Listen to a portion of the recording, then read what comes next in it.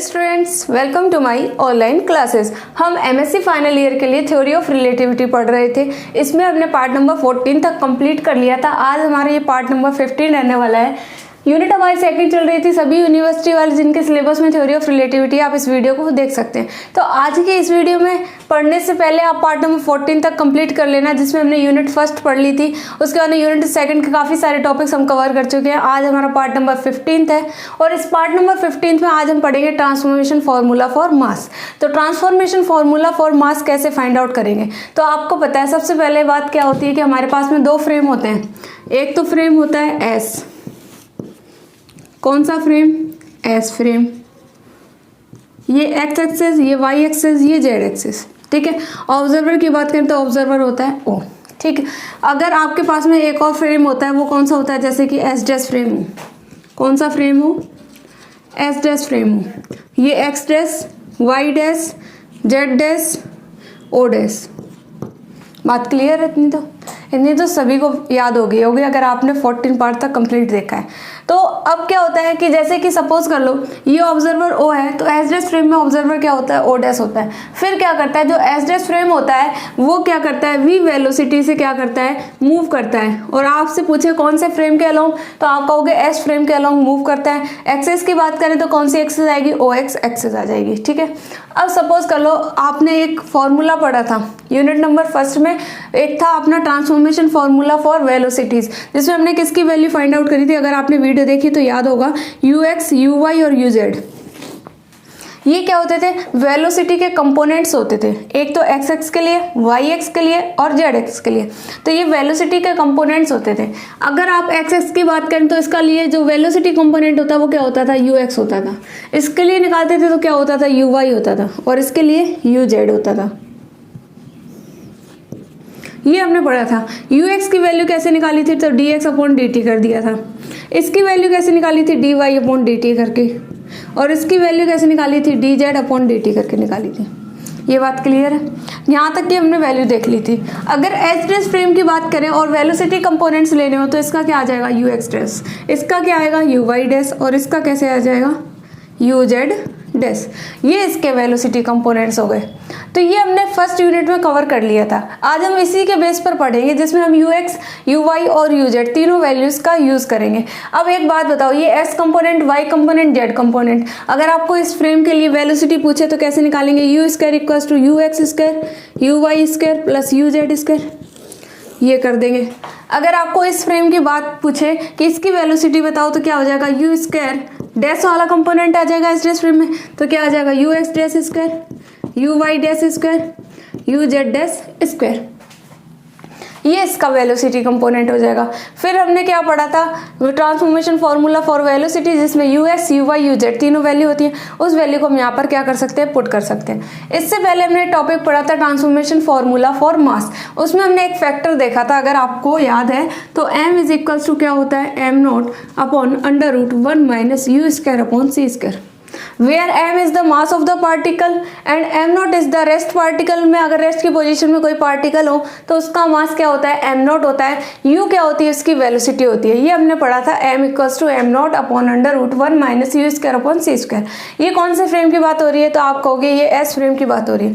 अगर system S dash ले ले, फ्रेम एस डैश ले ले, तो ये मास क्या कन्वर्ट हो जाएगा? तो आप कह दोगे ये मास m डैश हो गया। सपोज कर लो इसका भी कोई मास रेस्ट की पोजिशन में तो m नॉट ही रहेगा upon 1 minus velocity frame S में u है तो एस डैश फ्रेम में क्या हो जाएगी? तो u डैश हो जाएगी। तो u डैश स्क्वायर अपॉन सी स्क्वायर हो जाएगा। ये दो फैक्टर आ गए। इन दो फैक्टर से हम क्या सॉल्व आउट करेंगे? m dash upon m value find out करेंगे। फिर इसकी वैल्यू में हम यू एक्स, यू वाई और यू जेड की वैल्यू पुट करके इसको सॉल्व आउट कर लेंगे। और जो हमारी वैल्यू आएगी, एक फैक्टर आएगा हमारा, क्या आएगा? Under root 1 minus you dash square upon C square. ये जो फैक्टर आएगा, अगर इसकी वैल्यू में पुट करेंगे तो हमारे पास में जो फैक्टर आएगा वो जो होगा वही हमारा क्या होगा? रिजल्ट होगा। किसके लिए? ट्रांसफॉर्मेशन फार्मूला फॉर मास के लिए। तो यहाँ तक समझ में आ गया होगा। तो सबसे पहले हम टॉपिक का नाम लिख लेते हैं, फिर उसमें हम ये बताएंगे कि हमने दो फ्रेम लिए। आपको याद भी है कि 3 एक्सेस होते हैं उसमें। एक फ्रेम एस डैश क्या करता है? मूव करता है कौन सी वेलोसिटी से? वी वेलोसिटी से। कौन से फ्रेम के अलोंग? तो एस फ्रेम के अलोंग एक्सिस की बात करें तो कौन सी एक्सिस आएगी, ओ एक्स एक्सिस आएगी। यहाँ तक सभी को क्लियर होगा। अब इसके आगे हेडिंग डालना।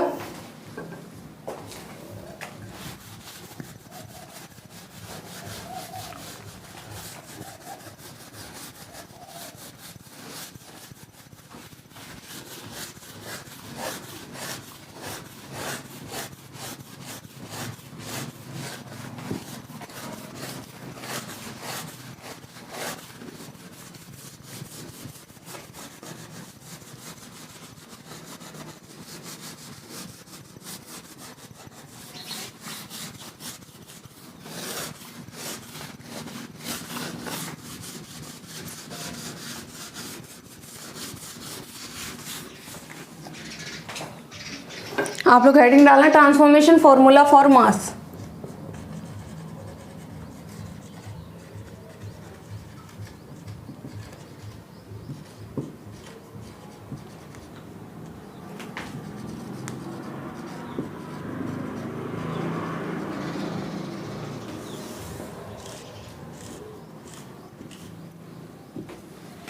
ट्रांसफॉर्मेशन फॉर्मूला फॉर मास, तो आपको पता है let S and S dash with the two frame of reference and S dash moves with the velocity v relative to S frame और along O X axis positive direction of O X axis. ठीक है, इतनी बात हमें क्या करनी है, इसमें नोट डाउन करनी है। उसके बाद में हम क्या देखेंगे, अपना डेरिवेशन देखेंगे। तो सबसे पहले लिखना आप लोग late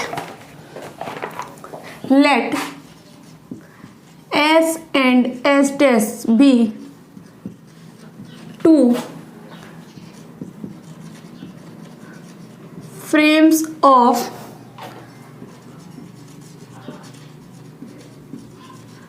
references where S dash has velocity v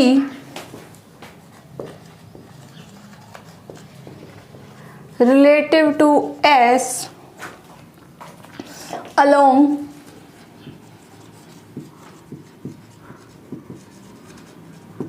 positive direction of x axis, let m and m dash be masses of the body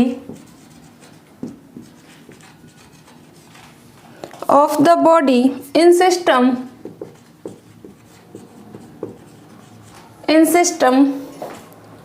S and S dash when the body has velocities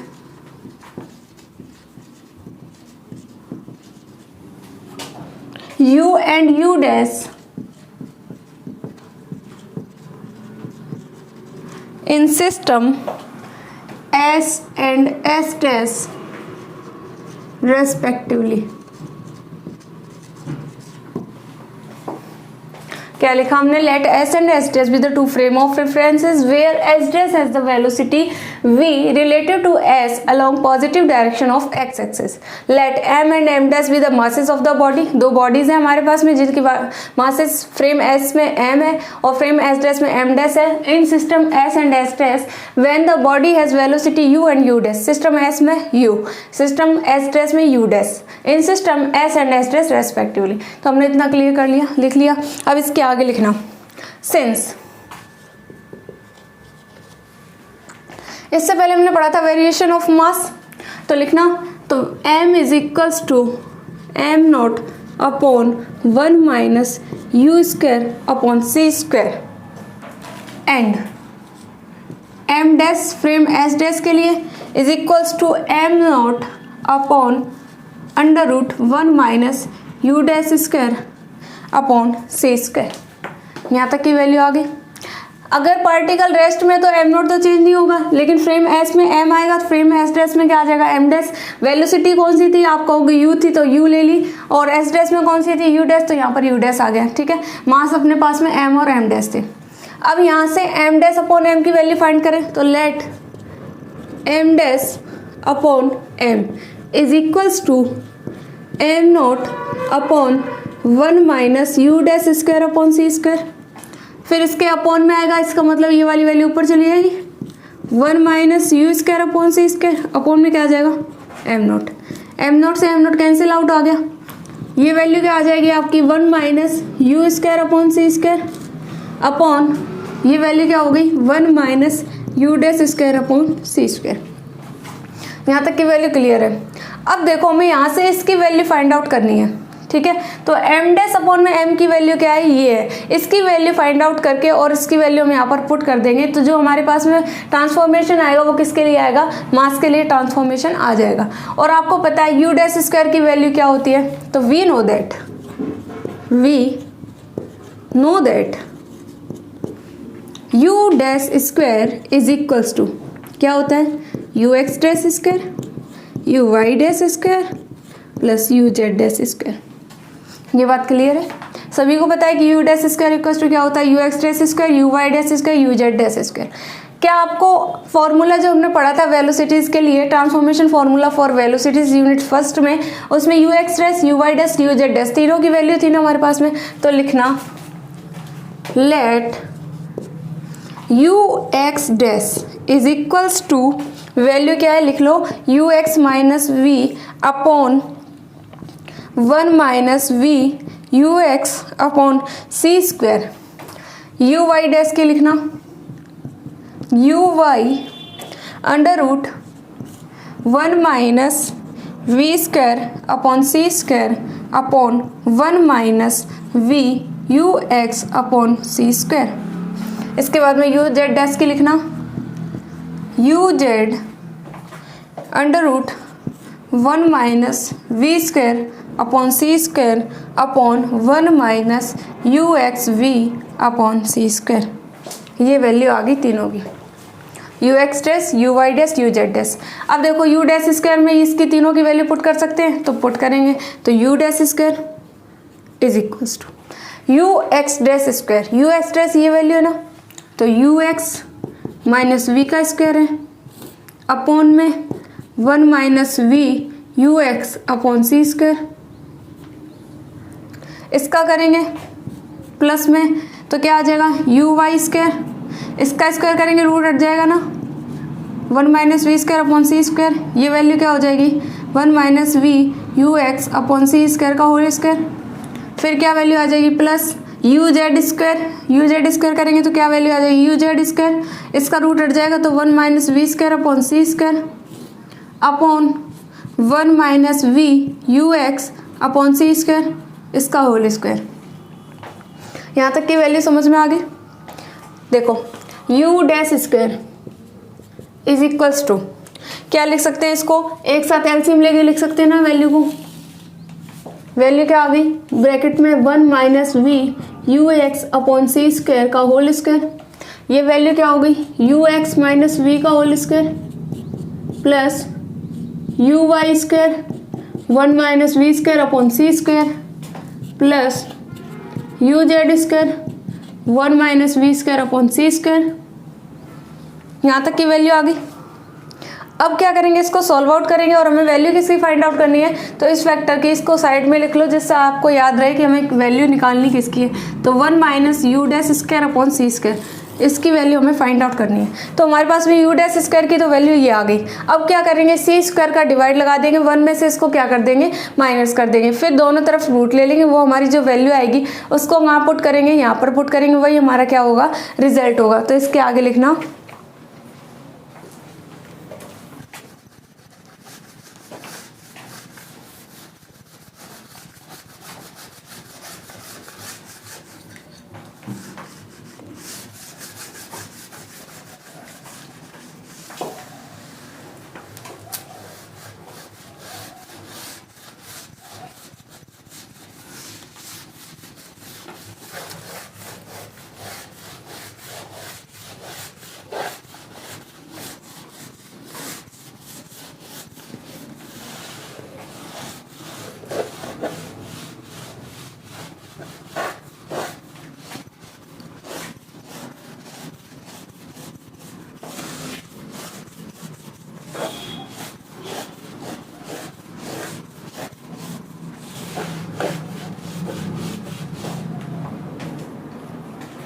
अब इसके आगे लिखना then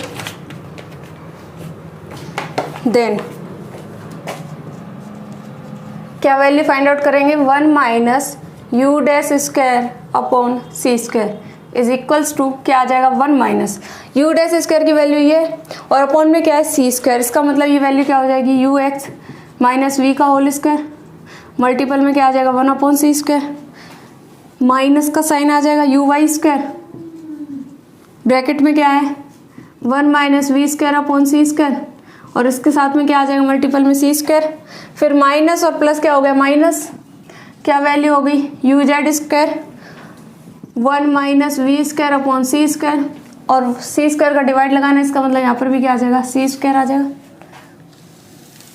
और इसके upon में value क्या थी 1 minus we you x upon C square इसका होल स्क्वायर, ये वैल्यू अपने पास में थी।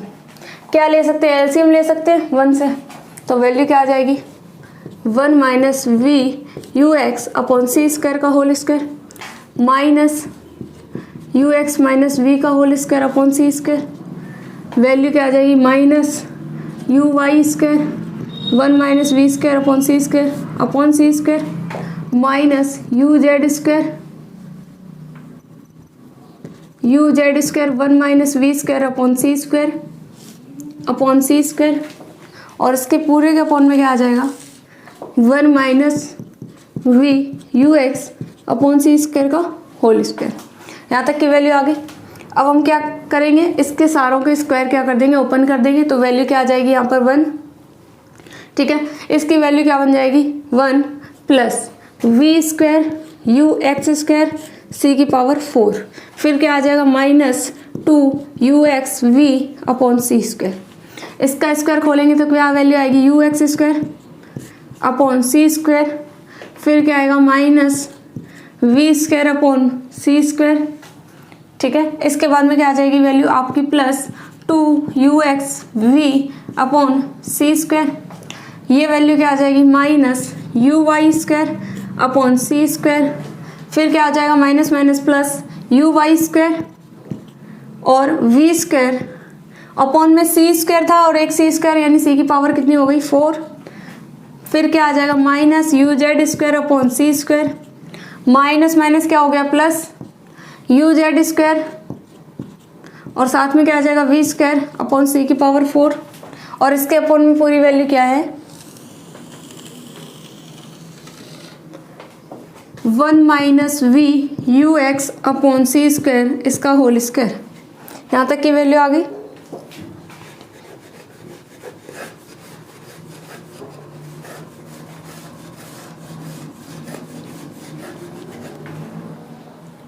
देखो minus 2 u x v upon सी स्क्वायर प्लस का कैंसिल आउट हो जाएगा, क्या बचेगा देखो 1 minus we square upon C square को एक साथ लिख सकते हैं ना, तो 1 माइनस वी स्क्वायर अपॉन क्या हो गया सी स्क्वायर हो गया। ये बात क्लियर है। अब देखो इसको अरेंज करेंगे तो हमारे पास में क्या क्या है वैल्यू, देखो एक तो u x square upon C square, you Y square upon C square और यू जेड स्क्वायर अपॉन सी स्क्वायर, इसका मतलब -1 अपॉन सी स्क्वायर कॉमन आ सकता है, तो क्या ले लेंगे -1 अपॉन सी स्क्वायर, ब्रैकेट में क्या बचेगा u x square plus u Y square plus you Z square. यहाँ तक की वैल्यू आ गई। अब कौन कौन सी टर्म्स रह गई अपने पास में, एक तो ये वाली टर्म है और अपने पास में एक ये वाली टर्म है, ठीक है, और एक लास्ट वाली भी है, ठीक है। और सभी में क्या कॉमन आ रहा है, तो वी स्क्वायर अपॉन सी की पावर 4 कॉमन आ रहा है, तो निकालेंगे कॉमन, क्या आ जाएगा वी स्क्वायर अपॉन सी की पावर 4। यहाँ पर क्या बचेगा यू एक्स स्क्वायर, फिर आपका u Y square plus you Z square, ठीक है, तो u x square plus u Y square plus you Z square upon में क्या आ जाएगा 1 minus we you x upon C square इसका होल स्क्वायर। ये वैल्यू आ गई अपनी। अब देखो क्या करेंगे, 1 minus we square upon C square. अब एक बात बताओ, यहाँ से 1 upon C square u x square you Y square you Z square दोनों में कॉमन दिख रहा है ना, आपको निकाल सकते हैं ना कॉमन, तो वैल्यू क्या आ जाएगी -1 अपॉन सी स्क्वायर, क्या कॉमन निकाला u x square you Y square और plus you Z square common निकाल लिया। अब बताओ यहाँ पर तो क्या वैल्यू बचेगी, आप कहोगे 1, माइनस कॉमन निकाला है तो इसका मतलब यहाँ पर साइन किसका आ गया माइनस का, सी स्क्वायर कॉमन निकाल लिया यहाँ से तो क्या बचेगा वी स्क्वायर अपॉन सी स्क्वायर, और अपॉन में वैल्यू क्या आ जाएगी आपकी 1 minus we you x upon C square इसका होल स्क्वायर। यहाँ तक की वैल्यू आ गई। अब बताओ 1 minus we square upon C square, 1 minus we square upon C square, दोनों में कॉमन भी तो आ रहा है ना, कॉमन निकाल सकते हैं।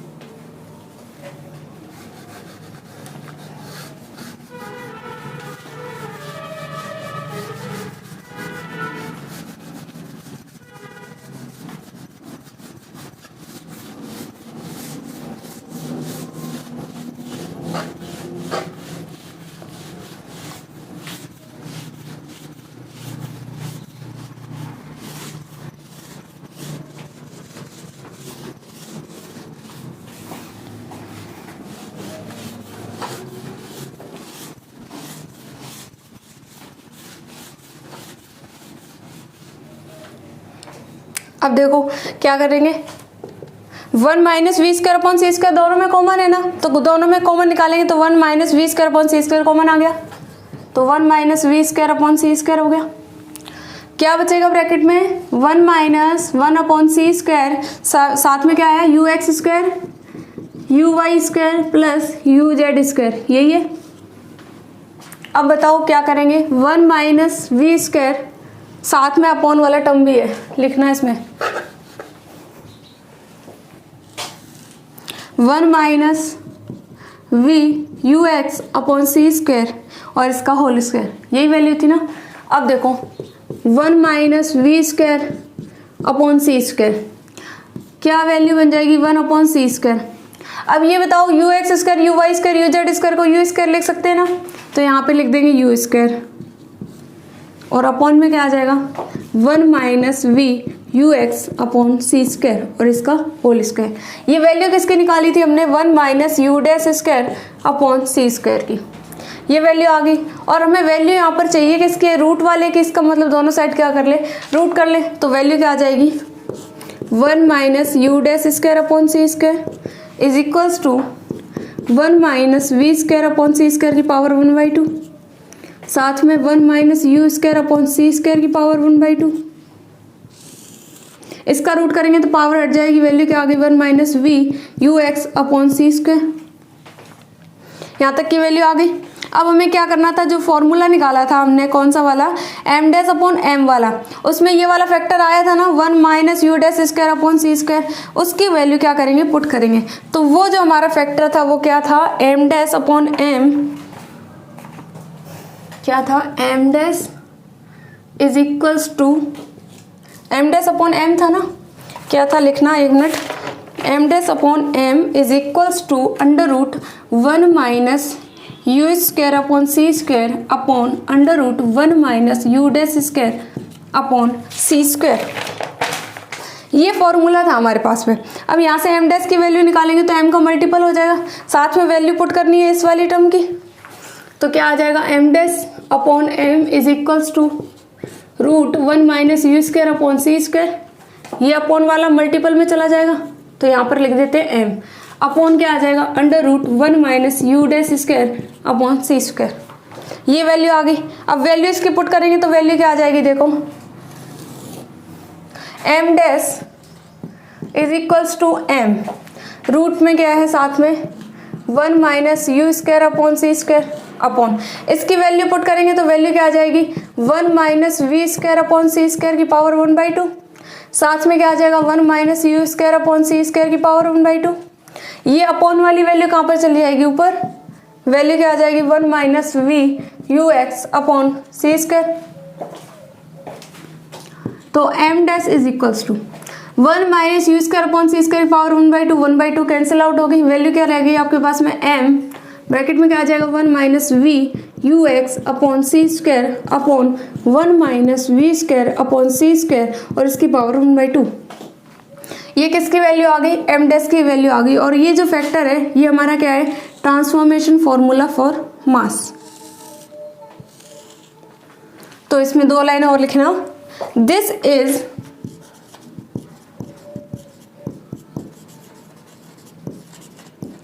Transformation formula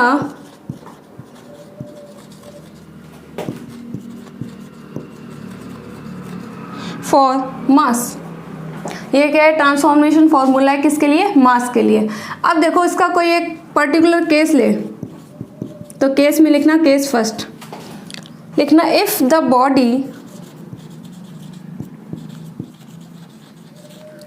body is at rest